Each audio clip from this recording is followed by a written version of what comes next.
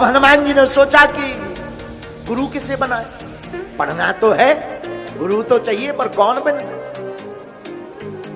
लाल लाल ललाममय लावण्यमय किरणों को देखकर सोचा सूर्य भगवान को ही गुरु बना लिया जाए।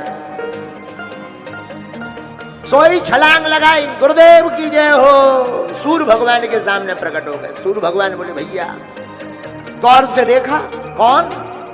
सरकार आपके चरणों में आए हैं ज्ञान पढ़ने के लिए। सूर्य भगवान ने गौर से देखा, बोले लग तो रहा है कि पहले कभी इनको देखा है। अरे याद आ गया, ये वही है जिनने बालपन में ही हमें खा लिया था।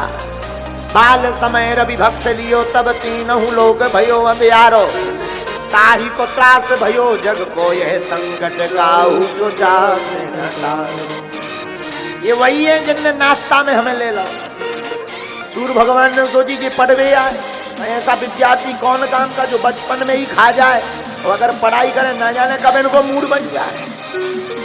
इन्हें हम पढ़ाई कराएं, सिखाएं, विद्यार्थी बना ले, पता नहीं इन्हें कब भूख लगेगा, ये नाश्ता में सीधो ले जाए।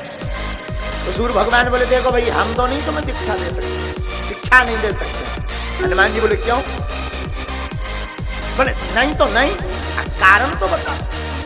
देखो भाई, गुरु जो हो वो स्थिर होना चाहिए, हम तो चलते रहते हैं। अब विद्यार्थी का मुख हमारी तरफ होना चाहिए, गुरु के सामने विद्यार्थी को देखना चाहिए, तभी पढ़ पाएगा। हनुमान जी भी बड़े विचित्र। हनुमान जी बोले चिंता मत करो, अगर ये कोई दिक्कत है तो ये कोई बड़ी दिक्कत नहीं है। एक काम करना, आप चलते रहना, हम भी चलते रहेंगे, बस पढ़ाते जाना, विद्या देते जाना। तो सूर्य भगवान बोले भाई ठीक है, ये तो ठीक है, पर सन्मुख होना चाहिए मुख, तभी पढ़ पाओगे। हनुमान जी बोले ये भी कोई दिक्कत नहीं। बोले क्यों? बोले आप अपनी गति से चलना, हम भी चलेंगे, हम उल्टे चलेंगे, आप सीधे चलना, आपका हमारा एक दूसरे की तरफ मुख हो जाएगा। सूर्य भगवान बोले फिर लपड़ा। बोले क्या? बोले जब तुम गुरु के सामने ही उल्टे चलोगे तो क्या खाक सुधरोगे? आईने सामने उल्टे चलोगे तो क्या खाक सुधरोगे? बहुत अच्छी बात कही हनुमान जी ने यहाँ पर। हनुमान जी मानो गोस्वामी जी उसी बात के लिए जय हनुमान ज्ञान गुण सागर की चौपाई उल्लेखित कर रहे हो। तो हनुमान जी बोले गुरुदेव क्षमा करना, दृष्टि यही होनी चाहिए, चलना संसार में चाहिए, मुख गुरु की तरफ रखना चाहिए। जो ऐसा करता है वो हर मैटर में पास हो जाता है। हनुमान जी ने कहा कि अब तो पढ़ाओ, अब शिक्षा दो। गुरु मुख सूर्य भगवान ने हनुमान जी को शिक्षा दी, पढ़ाया। हनुमान जी बढ़ते गए, बढ़ते बढ़ते हनुमान जी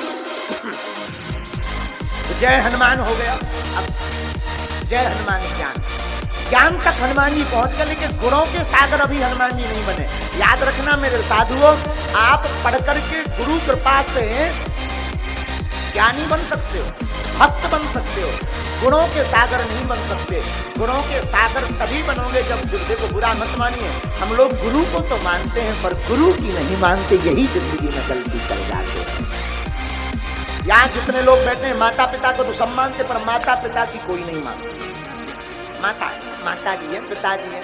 हम बहुत पहले कहा करते थे, जियत पिता को दीन न नीर, मृतक पिता को हलुआ खीर।